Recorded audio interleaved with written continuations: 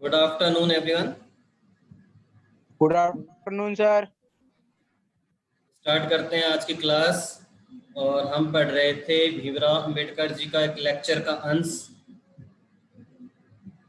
उसके बारे में हमने कल चर्चा करी थी। ठीक है, यही वाला था पिछला। इसमें थोड़ा बताना है ना आपको? Yes sir. ठीक है, देखो, प्रजातंत्र की एक सफलता के लिए कुछ आवश्यक शर्तें होती हैं। Yes sir. सुने, अब आप ध्यान से सुने। प्रजातंत्र की सफलता के लिए कुछ आवश्यक शर्तें होती हैं। वो आवश्यक शर्तें इसमें बताइए। उन आवश्यक शर्तों में से कुछ बताइए, इसके अंदर आगे और आने वाली है। और साथ ही साथ इसमें प्रजातंत्रवाद के मतलब को भी बताया, प्रजातंत्रवाद होता क्या है वो भी बताया इसके अंदर। ठीक है, तो देखो मैं शॉर्ट में बता देता हूँ इसको, फिर आगे चलेंगे। देखो, प्रजातंत्रवाद चाहता है कि न केवल 5 वर्ष की समाप्ति पर सरकार का निषेध किया जा सके, बल्कि ऐसी व्यवस्था होनी चाहिए कि सरकार के विरुद्ध किसी भी समय तुरंत निषेधात्मक कार्रवाई की जा सके। देखो, पहली कंडीशन, पहली शर्त ये है कि प्रजातंत्रवाद की सफलता के लिए कि प्रत्येक 5 वर्ष के बाद चुनाव होने चाहिए। ठीक है, जो शासक वर्ग है, सत्ताधारी जो लोग हैं, उनको प्रत्येक 5 साल के बाद जनता के बीच में जाना चाहिए और उनसे ये पूछना चाहिए कि क्या वो उनके कार्य से संतुष्ट हैं, क्या वो उन्हें आगे भी सत्ता सौंपने की जिम्मेदारी देने के लिए तैयार हैं। ठीक है, क्या वो उनकी हितों की रक्षा वो कर रहे हैं, नहीं कर रहे, वो सारी बातें उनसे कहनी चाहिए। तो ये बात यहाँ पर बताई गई है। साथ ही साथ इसमें ये बात बताई गई है कि 5 वर्ष की समाप्ति पर सरकार का निषेध किया जा सके, ये जरूरी नहीं है। हम 5 साल से पहले भी यदि सरकार हमारे लिए अच्छा काम नहीं करती है तो हम सरकार को गिरा सकते हैं, यानी कि सरकार चेंज हो सकती है। ठीक है, उसके लिए बहुमत की आवश्यकता होती है। तो यहाँ पर इस चीज को बताया गया है और कहा गया आगे, देखो, आपको मेरे कहने का आज से स्पष्ट हो तो प्रजातंत्रवाद का मतलब है किसी भी आदमी को सदैव शासन करने का अधिकार नहीं है। ये किसी भी संविधान के अंदर नहीं लिखा है भारत के अंदर कि कोई भी पार्टी लगातार शासन करती रहेगी। जब तक चुनाव नहीं होंगे तब तक दूसरी पार्टी नहीं आएगी, ध्यान रखना। यानी कि चुनाव हुए नहीं और कोई भी पार्टी लगातार 5 साल 10 साल 20 साल तक शासन करेगी, तो ऐसा नहीं है। और इसमें बताया गया है कि यह शासन करने का अधिकार लोगों की स्वेच्छा पर निर्भर करता है। लोग चाहे तो शासन करने वाले पार्टी को बदल भी सकते हैं, ये हमने बात कर ली है। और ये लोकसभा भवन में इस चीज को चैलेंज किया जा सकता है, यानी लोकसभा भवन से ही हम सरकार बदलने की प्रक्रिया कर सकते हैं। आप देखें कि विरोधी पक्ष का होना कितना आवश्यक है। आप देखें कि विरोधी पक्ष का होना कितना आवश्यक है। ये दूसरी शर्त यही है कि अगर कोई भी प्रजातंत्रवाद को हमें सफलता की ओर ले जाना है, हमें हमारे प्रजातंत्र को अच्छा बनाना है, सुचारू रूप से चलाना है, तो एक विरोधी पक्ष का होना अत्यंत आवश्यक है। क्योंकि विरोधी पक्ष जब होता है तो उससे वो सत्ताधारियों की कमियों को छांटता है, उन्हें बताता है, डायरेक्टली नहीं बताता तो इनडायरेक्टली बताता है, जिसके कारण से जनता के लिए कुछ अच्छा होने के आसार बन जाते हैं। ठीक है, वो जनता के भलाई के लिए कार्य करते हैं, अन्यथा वो भी एक अधिकार समझ लेंगे और फिर किसी भी प्रकार से जनता के लिए कोई कार्य नहीं हो पाएगा। तो इसलिए विरोधी पक्ष का होना अत्यंत आवश्यक है। एग्जाम्पल के तौर पर मुझे कौन बताएगा हमारे राजस्थान राज्य के हिसाब से कौन सा तो विरोधी पक्ष है और कौन सा सत्ताधारी? बीजेपी और कांग्रेस। सत्ताधारी कौन सा है? राजस्थान में तो सर कांग्रेस है। कांग्रेस है। सत्ता में हमारे कांग्रेस पार्टी है और विरोध में सर बीजेपी। विरोध में भाजपा बीजेपी। है। बीजेपी को भाजपा ही कहते हैं। हाँ सर, भाजपा यस सर। ठीक है भाई, ओके सर। तो देखो यहाँ पर अगर भाजपा सरकार नहीं हो, विरोधी पक्ष नहीं हो, तो कांग्रेस की मनमानी करेंगे। ठीक है, वो कोई भी कार्य करे तो करे उनकी मर्जी, कोई कार्य लेट करे तो उनकी मर्जी, बेरोजगारी बढ़े तो उनकी मर्जी, भर्तियां नहीं निकालेंगे तो उनकी मर्जी। यानी उनका तो एक तरीके से तानाशाही शासन चल जाएगा। तो तानाशाही शासन न चले इसलिए क्या होता है कि विरोधी पक्ष का होना बहुत ज्यादा जरूरी होता है। ठीक है, और इसके कारण का मतलब है, विरोधी पक्ष के होने से मतलब है कि सरकार हमेशा हथौड़े के नीचे रहती है। हथौड़े के नीचे, हथौड़ा यहाँ पर प्रतीक है विरोधी पक्ष का, ठीक है। यानी सरकार हमेशा विरोधी पक्ष के नीचे दबती है, क्योंकि विरोधी पक्ष उसकी कमियों को छांटता है और जनता तक उन कमियों को लेकर के आता है। वरना आम जनता को तो पता ही नहीं चल पाता कि क्या घोटाला चल रहा है, पता ही नहीं पड़ पाएगा। जो लोग सरकारी पार्टी में नहीं है, उन लोगों की दृष्टि में भी प्रत्येक सरकारी कार्य को औचित्य सिद्ध होना चाहिए। जो लोग सरकारी पार्टी में नहीं होते, उनको भी सरकारी कार्य के लिए कदम उठाने चाहिए, ठीक है। उनका भी औचित्य होना चाहिए, इस चीज को यहाँ पर बताया गया है। दुर्भाग्यवश हमारे देश में विभिन्न कारणों से मेरी सम्मति में प्रधान कारण सरकारी विज्ञापनों से मिलने वाली आय हो सकती है। देखो, सरकारी विज्ञापनों में आपने देखा होगा कि सबसे ज्यादा विज्ञापन विरोधी पक्ष के आते हैं या फिर सत्ताधारी पक्ष के आते हैं, बताओ। न्यूज़पेपर के अंदर सबसे ज्यादा खबरें किसके लिए आती हैं? कौन विज्ञापन ज्यादा देता है? तो विरोधी पार्टी ज्यादा देती है। कांग्रेस। अच्छे से सोच समझ के आंसर दें। कौन सी पार्टी के विज्ञापन सर्वाधिक मीडिया शो करती है? मीडिया का आय का साधन कौन सा पक्ष है, सरकारी या फिर विरोधी? हाँ बताओ सर। सत्ताधारी। बिल्कुल सही है, सत्ताधारी। ध्यान रखें, आपने देखा भी होगा कि प्रत्येक चौराहे पे विरोधी पक्षों के होर्डिंग नहीं लगते हैं, सत्ताधारियों के लगते हैं। जिसकी सरकार है ना, आज आप हर जगह जाकर देखो, पूरे राजस्थान के अंदर कहीं भी चले जाओ, कांग्रेस पार्टी का प्रचार दिखाई देगा। न्यूज़पेपर में देखोगे तो कांग्रेस पार्टी का दिखाई देगा। दिखाई देता है कि नहीं दिखाई देता? देता है सर। देता है सर। नहीं, आप लोगों को ही वसुंधरा राजे की फोटो दिखाई देती है क्या? नहीं sir. No sir. Ashok Gehlot ji की दिखाई देगी? Yes sir. Yes yes sir. Sir. क्योंकि वो इस वक्त सत्ता में है, तो उनकी फोटो दिखाई दे रही है। जिस दिन 5 साल के बाद जब चुनाव होंगे, यदि कांग्रेस सरकार गिर गई, हार गई, तो फिर भाजपा के अंदर से फिर नया चेहरा दिखाई देने लग जाएगा किसी भी नेता का। तो ये होता है, मीडिया भी उसी को शो करती है जिससे उसको आय मिल रही है, जिससे उसको लाभ मिल रहा है, ठीक है। विरोधी पक्ष को करने से कोई फायदा नहीं निकल रहा उसका। तो ये चीज यहाँ पर बताई गई है। मीडिया पक्ष की आय का साधन कौन है? सरकारी विज्ञापन। अब देखिए, विरोधी पक्ष का प्रचार बहुत कम होता है। विरोधी पक्ष समाचार पत्रों के लिए किसी आय का साधन नहीं बन सकते। शासक दल के सदस्यों के भाषणों से समाचार पत्रों के अंतिम पृष्ठों के अंत में कहीं जाकर जगह पाते हैं वो।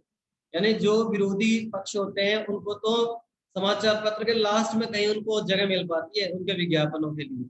मैं प्रजातंत्रवाद की आलोचना नहीं कर रहा हूँ, अम्बेडकर जी कह रहे हैं इस बात को, भाई मैं नहीं कह रहा हूँ, ध्यान रखना कि मैं प्रजातंत्रवाद की आलोचना नहीं कर रहा हूँ। प्रजातंत्रवाद की सम्यक सफलता के लिए विरोधी पक्ष का होना एक अनिवार्य शर्त है। यदि विरोधी पक्ष नहीं होगा तो तानाशाही शासन स्टार्ट हो जाएगा, और जिसके कारण आम जनता को परेशानी हो सकती है। आगे बात समझ में आता है सबको? तो 2 शर्तें आपको याद रहेंगी। प्रत्येक 5 साल में चुनाव होने चाहिए, और हो सके तो बीच में सरकार हटा दी जा सकती है, ठीक है। और दूसरा, विरोधी पक्ष होना चाहिए। यहाँ तक क्लियर है सबको?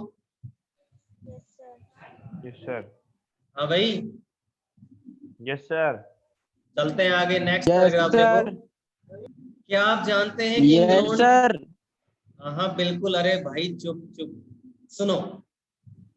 क्या आप जानते हैं कि इंग्लैंड में विरोधी पक्ष के लिए न केवल स्थान है, बल्कि विरोधी पक्ष के कार्य को चालू रखने के लिए विरोधी पक्ष के नेता को सरकारी खजाने से वेतन दिया जाता है।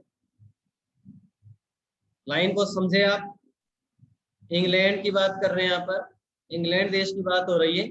वहां पर क्या है, विरोधी पक्ष के लिए केवल स्थान ही नहीं है, सीट ही नहीं है, सीट के साथ साथ विरोधी पक्ष को कार्य को चालू रखने के लिए उस विरोधी पक्षीय नेता को सरकारी खजाने से वेतन पेमेंट भी दिया जाता है। अब मुझे आप बताओ, क्या हमारे देश में भी ऐसा होता है? नहीं होता सर। सोच समझ के आंसर दिया करो, जल्दबाजी की जरूरत नहीं है। नहीं सर, हमारे होता है नहीं होता? एक चीज पर गौर करो कि ये जो लेक्चर है, ये जो लेक्चर का अंश है, ये हमारे संविधान निर्माण से पहले का है बाद का? ये बताओ पहले। सर ऐसे ही होता है सर। मैंने जो मेरी बात सुनो, जो मैंने क्वेश्चन पूछा उसका आंसर दो। ये हमारे संविधान निर्माण से पहले का लेक्चर है अंबेडकर जी के, बाद का? पहले का। पहले का है, जब हमारा संविधान नहीं बना था तब का है। ठीक है, फिर अंबेडकर जी ने प्रत्येक देश से कुछ ना कुछ तत्व लिए थे और फिर हमारा संविधान निर्माण करवाया था। तो अंबेडकर जी को पता चला कि इंग्लैंड के अंदर जो विरोधी पक्ष होता है वहां पर उसको स्थान ही नहीं दिया जाता, बल्कि उनके कार्य को चालू रखने के लिए वेतन भी मिलता है, पेमेंट भी मिलता है। तो अब मुझे बताओ कि हमारे देश में भी ऐसा होता है नहीं होता? होता है सर। होता है सर। होता है आप सर। लोग, पहले का है सर। हमारे किस महान बच्चे ने कहा कि नहीं दिया यस जाता? सर। कौन था वो? सर मैं प्रियांशु। बेटा ऐसे जल्दबाजी नहीं करनी है, आराम से सोचा करो, इसलिए मैंने गौर किया था उस पर, दोबारा से आपको जोर दे के लाइन को बोला। ठीक है, सर एक बार दोबारा बताना सर, एक बार। मैं दोबारा बता रहा हूँ, ठीक है, लेकिन जल्दबाजी नहीं करें, आप सोच समझ के आंसर दें। तो देखो यहाँ पर विरोधी पक्ष को पेमेंट हमारे देश में मिलता है। कैसे मिलता है? विधानसभा की बात करें, हम राजस्थान की बात करते हैं, राजस्थान के अंदर प्रतिपक्ष का नेता होता है कि नहीं होता? विधानसभा में प्रतिपक्ष का नेता होता है कि नहीं होता? होता है सर, प्रतिपक्ष। होता है सर। प्रतिपक्ष का मतलब समझ रहे हो आप लोग? प्रतिपक्ष का मतलब समझ रहे हो? विरोधी पक्ष। Yes sir. ठीक है, और विरोधी पक्ष का नेता होता है, ठीक है, विधानसभा के अंदर। यानी कि सरकार कांग्रेस की है तो विरोधी पक्ष का नेता, प्रतिपक्ष का नेता जैसे हम बोलते हैं, वो भी भाजपा। विधानसभा में बैठता है। ठीक है, उसको भी पेमेंट मिलती है।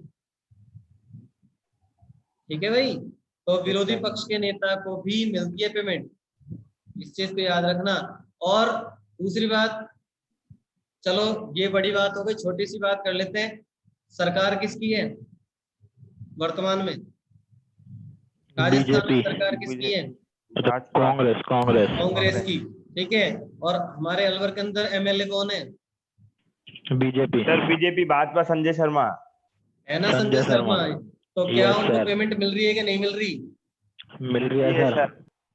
फिर आप लोग कैसे कह सकते हो कि विरोधी पक्ष को पेमेंट नहीं मिलता? हाँ सर, मिलता है। ठीक है, पेमेंट मिलता है। ठीक है, जैसे संजय शर्मा जी को पेमेंट मिल रहा है, ठीक है, वो भी हमारे एमएलए हैं, और भी बीजेपी के जो एमएलए हैं राजस्थान के अंदर, सबको पेमेंट मिल रहा है। तो विरोधी पक्ष के नेता को भी सरकारी खजाने से वेतन दिया जाता है, क्योंकि भाई वो भी तो चुनाव जीत के आ रहा है। ठीक है, यहाँ तक क्लियर सबको? Yes sir. आगे सुनो। अब सुनो, उसे एक सेक्रेटरी भी दिया जाता है। देखो, सेक्रेटरी भी दिया जाता है उसको, एक सचिव, उसको एक सेक्रेटरी भी दिया जाता है, यानी सचिव उसका भी होता है। और आजकल तो पर्सनल सेक्रेटरी सबके ही होते हैं, तो एमएलए की तो बात ही छोड़ो, क्यों? Yes sir. उसे कई सांकेतिक लेखक तथा दूसरे कर्मचारी भी दिए जाते हैं। बिल्कुल मिलते हैं भाई। लोकसभा भवन में उसके लिए पृथक एक कमरा है।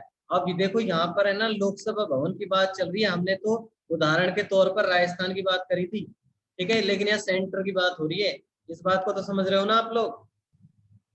स्टेट की बात नहीं कर रहे हैं, सेंटर की बात हो रही है। तो लोकसभा भवन के अंदर उसे एक पृथक कमरा मिलता है जो प्रतिपक्ष का नेता होता है, जिसमें वह अपना कार्य चलाता है। इसी प्रकार आप देखेंगे कि कनाडा में भी जिस प्रकार प्रधानमंत्री वेतन प्राप्त करता है ना, उसी प्रकार विरोधी पक्ष का नेता भी वेतन प्राप्त करता है। इन दोनों देशों के लोग सोचते हैं कि कोई ना कोई तो होना चाहिए जो सरकार की गलतियों की ओर अंगुली निर्देश कर सके। वे चाहते हैं कि सरकारी गलतियां बताने का कार्य सतत निरंतर होता रहे, यानी लगातार चलता रहे, और इसलिए विरोधी पक्ष के नेता पर रुपए खर्च करना बेकार नहीं समझा जाता। आई बात समझ में आई यहाँ तक सबको? सर एक बार ये इन दोनों देश के लोग सोचते हैं, ये यहाँ से बता। सुनो, देखो, पहले इंग्लैंड का उदाहरण दिया था, अब कनाडा का उदाहरण दिया जा रहा है प्रधानमंत्री के वेतन को लेकर के, कि कनाडा के अंदर प्रधानमंत्री को जैसे वेतन मिलता है, ऐसे ही वहां के विरोधी पक्ष के नेता को वेतन मिलता है। उन लोगों की सोच क्या है? उस देश के लोगों की सोच ये है कि कोई ना कोई तो होना चाहिए जो सरकार की गलतियों को निकाले, सरकार की गलतियों को छांटे, उन्हें बताए, और ये गलतियां निरंतर निकलती रहे। ठीक है, कोई बताने वाला कार्य करता रहे। तो इसलिए वो विरोधी पक्ष के नेता पर जो पैसा खर्च होता है, जो पेमेंट का, उसे वो बेकार नहीं समझते। आ गई बात समझ में सबको? Yes sir. ठीक है, यस सर। ये पैराग्राफ क्लियर है सबको? आगे चलें? Yes yes sir. सर। सुनिए आगे। Yes sir. मैं समझता हूं कि तीसरी शर्त भी है जो प्रजातंत्रवाद की सफलता की पूर्व आवश्यकता है। अब तीसरी शर्त की बात करेंगे हम। दो शर्त तो आपको पता चली गई है, ठीक है। अब तीसरी शर्त है कि जो प्रजातंत्रवाद की सफलता की पूर्व आवश्यकता है वह यह है कि कानून तथा शासन की दृष्टि से सभी समान होने चाहिए। हाँ या ना? समान होने चाहिए नहीं? Yes sir. क्या हमें समानता का अधिकार प्राप्त है? Yes sir. Yes sir. ध्यान रखिए, एक बार फिर बता रहा हूं मैं आपको, यस ये सर। जो लेक्चर है जो भीमराव अंबेडकर जी ने दिया था, ये संविधान निर्माण से बहुत पहले दिया था और इसी लेक्चर के अनुसार उन्होंने संविधान का निर्माण किया था। यानी उन्होंने बहुत पहले बात कह दी थी कि भाई समान दृष्टि से सबको देखना चाहिए, समानता का अधिकार होना चाहिए, ठीक है, कानून और शासन सबके लिए समान होना चाहिए। तभी जाकर के हमारे संविधान के अंदर कौन सा अधिकार आया था? समानता का अधिकार। कौन सा अधिकार आया था? समानता का अधिकार आया था। अधिकार। ठीक है, तो ये हमारी तीसरी कंडीशन है, तीसरी शर्त है कि भाई समानता का अधिकार होना चाहिए। ठीक है, यहाँ तक सबको क्लियर? Yes sir. आगे यस सर। यद्यपि ऐसे छुटपुट अवसर गिनाए जा सकते हैं जहां कानून की समान दृष्टि नहीं रहती। यानी कुछ जगह ऐसी भी होती है जहां पर है ना कानून की दृष्टि एक जैसी नहीं होती सबके लिए। तो भी मैं ये नहीं समझता कि इस समय मुझे कानून की दृष्टि में समानता के बारे में बहुत अधिक कहना चाहिए, लेकिन शासन की दृष्टि में समानता की बात महत्वपूर्ण होती है। ये बात तो है ही, शासन की दृष्टि में समानता होनी ही चाहिए। ठीक है, कोई भेदभाव नहीं होना चाहिए। आपने देखा है कि भेदभाव होता है कि नहीं होता भेदभाव? होता है सर। समानता का अधिकार है, फिर भी देखो हमारे देश के अंदर बहुत सा भेदभाव होता है। ठीक है, होता है सर। जो गरीब व्यक्ति होती है उसकी कम होता है सुनवाई, सर। धनवान व्यक्ति उसकी जल्दी सुनवाई हो जाती है। हाँ सर, ये तो है। ये बात आप सभी जानते हैं। तो समानता का अधिकार तो हमारे संविधान में है, लेकिन उस पर कोई अमल नहीं करता है। अब देखो, आप में से बहुत से लोगों के लिए संभव है या तो ऐसी यस घटना सर। कर सकें या ऐसी घटनाओं की कल्पना कर सकें कि जबकि शासन आरूढ़ पार्टी अपनी पार्टी के सदस्यों के हित में शासन करती प्रतीत हुई है। ये बात तो आप जानते ही हो। जो सत्तारूढ़ पार्टी है, जो शासन रूढ़ पार्टी है, वो अपने पार्टी के सदस्यों की भलाई करती है, वो दूसरी पार्टी की भलाई कभी नहीं करती। ध्यान रखना, ये बात समझ गए आप सभी? जिसकी सरकार है वो अपने ही सदस्यों की भलाई के कार्य करते हैं, न कि दूसरी पार्टियों के। कुछ भी हो, मैं इस प्रकार की कितनी घटनाएं याद कर सकता हूं। आप कल्पना करें कि एक कानून जो कहता है कि कोई भी आदमी बिना लाइसेंस के किसी विशेष वस्तु का व्यापार नहीं कर सकता। क्या ऐसा कानून है? यस सर, है यस ऐसा सर। कानून। बिल्कुल है। बिना लाइसेंस के हम कोई विशेष वस्तु को व्यापार नहीं कर सकता। जैसे हम बात करें तो एक तरीके से बंदूक की, यस सर। बिना लाइसेंस के हम नहीं रख सकते। ध्यान रखना इसको।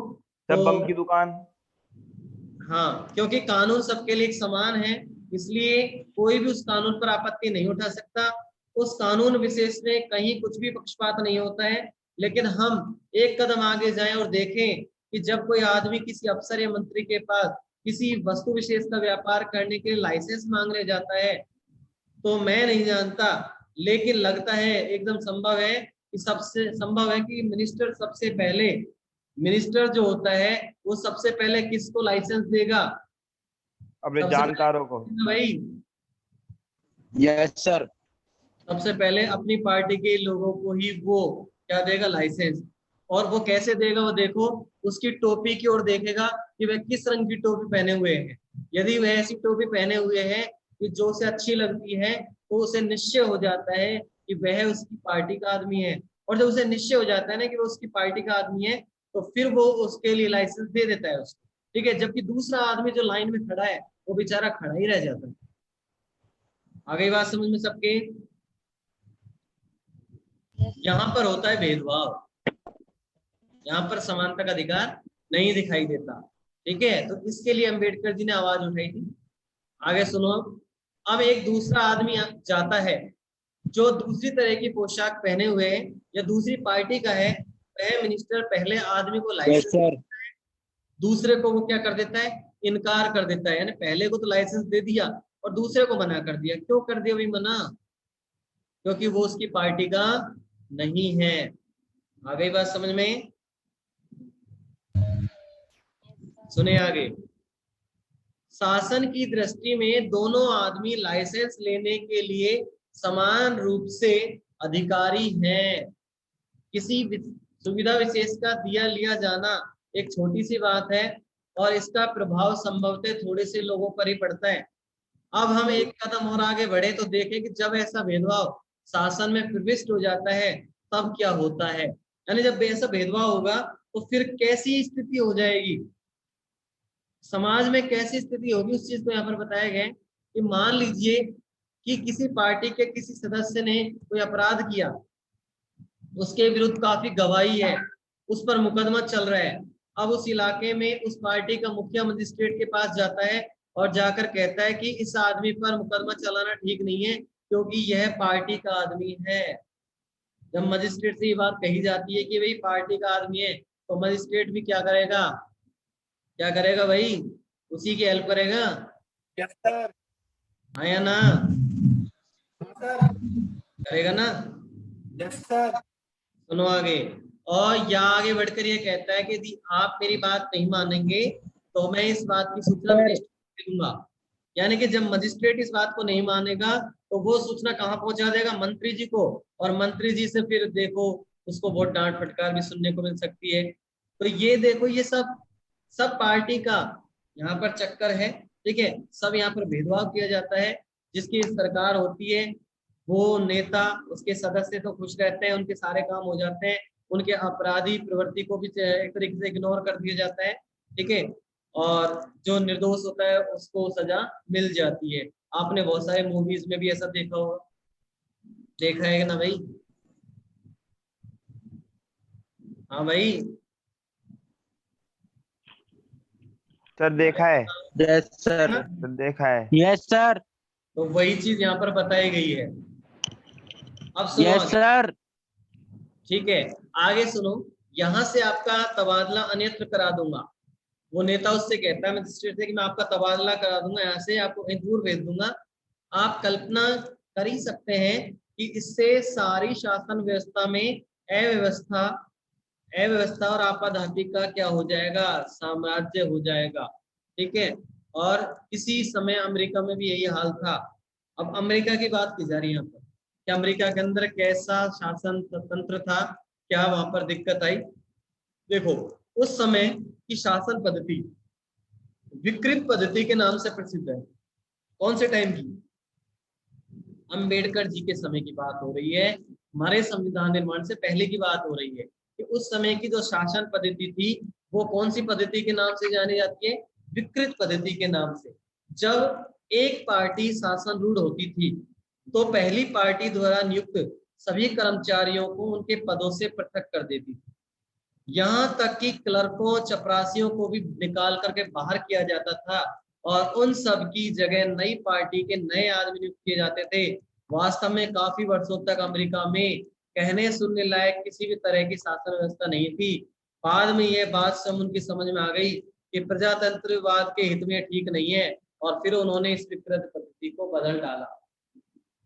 तो अमेरिका की विकृत पद्धति क्या थी, बात समझ में आई? अमेरिका की जो विकृत पद्धति की चर्चा यहाँ पर की गई है, क्या वो आपको समझ में आ चुकी है?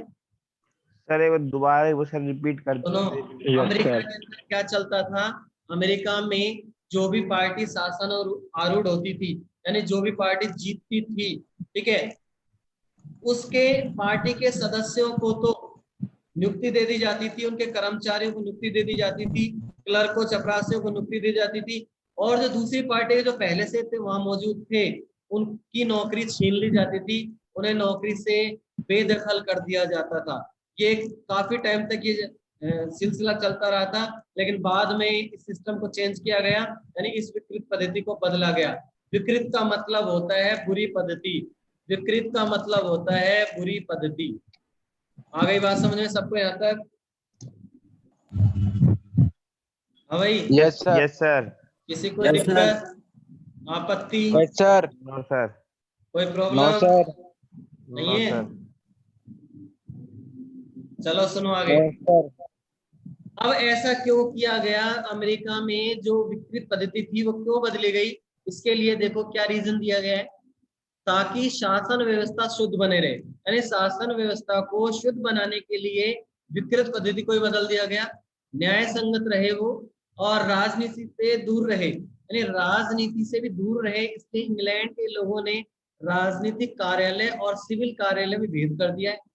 अब अमेरिका को देख करके इंग्लैंड के जो लोग हैं उन्होंने राजनीतिक कार्यालय और जो सिविल कार्यालय उसमें अंतर कर दिया है, दोनों को अलग अलग कर दिया है, विभाजन कर दिया गया है। सिविल कर्मचारी या स्थायी रूप से बने रहते हैं, कोई भी पार्टी शासन रूढ़ हो, यह सभी पार्टियों के आज्ञा अनुसार कार्य करने वाले होते हैं। क्या आप मुझे बता सकते हो कि हमारे देश में भी आज राजनीतिक कार्यालय और सिविल कार्यालय अलग अलग है या नहीं? अलग अलग है सर। अलग अलग है ना? तो ये सारी चीजें अंबेडकर जी ने कहाँ से ली है? सब विदेशों से लिए। ठीक है, ये बात समझ में आ चुकी है ना आपके? आया ना? यस सर, ये सब विदेशों से लिए। Yes sir. यानी कि जितनी भी जो भी चीजें अंबेडकर जी बता रहे हैं ना इस लेसन के अंदर, इस लेक्चर के अंदर, हमको ये सब कुछ उन्होंने बाद में अपने संविधान में लागू कर दिया था, दूसरों से ग्रहण करके। आज हमारे देश के अंदर राजनीतिक कार्यालय अलग है, सिविल कार्यालय अलग है, और किसी भी प्रकार का भेदभाव नहीं होता है। जो सिविल कर्मचारी हैं, अलग अलग है सर। आ जाए उनकी नौकरी पर कोई खतरा नहीं मंडराता। ठीक है, वो जैसे हैं वैसे बने रहते हैं, जब तक उनका टाइम पीरियड होता है नौकरी करने का, वो नौकरी करते हैं। ठीक है, पार्टी बदलती रहती है लेकिन सिविल कर्मचारी नहीं बदलते हैं। आ गई बात समझ में यहाँ तक सबको? चले आगे। सुनो, कोई भी पार्टी शासन आरूढ़ हो, यह सभी पार्टियों की आज्ञा के अनुसार कार्य करने वाले होते हैं। इनके कार्य में कोई मिनिस्टर हस्तक्षेप नहीं करता, कोई मिनिस्टर डिस्टर्ब नहीं करता इनको। जब हमारे देश में ब्रिटेन के लोगों का शासन था ना, ब्रिटेन से मतलब अंग्रेजों का, तो यहाँ भी यही बात प्रचलित थी। मुझे स्पष्ट रूप में एक अनुभव याद आ रहा है। अनुभव किसको याद आ रहा है? आपको पता ही होगा। अनुभव आ रहा है अंबेडकर जी को याद, जो मुझे हुआ जब मैं गवर्नमेंट ऑफ इंडिया का मेंबर था, यानी सदस्य था। आप ध्यान देंगे कि तो आप देखेंगे कि लगभग हर वायसराय के नाम दिल्ली में कोई ना कोई स्ट्रीट या क्लब है। दिल्ली के अंदर जितने भी जो अंग्रेजों के वायसराय हुए थे, किसी न किसी के नाम पर या सबके नाम पर लगभग स्ट्रीट मिलती है। स्ट्रीट का मतलब एक तरीके से गली, या जिसको हम क्लब भी कह सकते हैं, यानी गली मोहल्लों के नाम, नगरों के नाम ज्यादातर वायसराय के नाम से भी दिए गए थे। अब तो बहुत कुछ बदलाव हो गया है, लेकिन उस समय अंग्रेजों ने अपने नामों से के द्वारा ही गलियों का नाम दे दिए थे, बदल दिए थे। ठीक है, ऐसे ही एक वायसराय या गवर्नर जनरल का नाम है जिनके नाम पर कोई स्ट्रीट या कोई दूसरी संस्था नहीं है। लेकिन देखो यहाँ पर एक वायसराय ऐसे भी थे, एक ऐसे गवर्नर जनरल भी थे जिनके नाम पर कोई गली या कोई दूसरी संस्था नहीं है। ठीक है, और उस गवर्नर जनरल का नाम था लॉर्ड लिनलिथगो। ध्यान रखना, नाम लॉर्ड लिनलिथगो नाम था उनका। और उन्होंने अपने नाम से न तो कोई गली मोहल्ले का नाम रखा, न कोई संस्था का नाम रखा। उसका प्राइवेट सेक्रेटरी मेरा मित्र था। अम्बेडकर जी कह रहे हैं कि उनका जो प्राइवेट सचिव था ना, वो मेरा मित्र था। और उस समय पब्लिक वर्क्स डिपार्टमेंट मेरे पास था, और ऐसे बहुत से काम थे जो मेरी ही देखरेख में हो रहे थे। वह आया और धीरे से मुझसे कहा कि मेरे प्रिय डॉक्टर, क्या आप लॉर्ड लिनलिथगो के नाम पर किसी संस्था या कार्य का नामकरण नहीं कर सकते? तो उसने कहा, यह बुरी तरह खटकता है, सभी का नाम है, केवल उन्हीं का नाम नहीं। ये बात किसने किससे कही? ये बात किसने किससे कही? ये बात सर डॉक्टर अंबेडकर ने ये लॉर्ड लिनलिथगो से कही। डॉक्टर अंबेडकर जी ने कही थी क्या?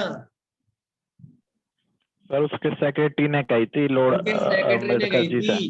ठीक है, कि मेरे प्रिय डॉक्टर साहब, ये जो लॉर्ड लिलिथगो के नाम पर कोई संस्था या कार्य का नामकरण नहीं है, क्या आप इसमें कुछ कर सकते हैं? क्योंकि सभी का नाम है, केवल उनका नाम है, तो ये चीज खटकती है माइंड के अंदर, ये अच्छा नहीं लगता। यहाँ तक बात समझ में आ गई कि सबके? हाँ भाई, पैराग्राफ क्लियर? Yes sir. कोई दिक्कत? No sir. इससे आगे का हम कल पढ़ेंगे।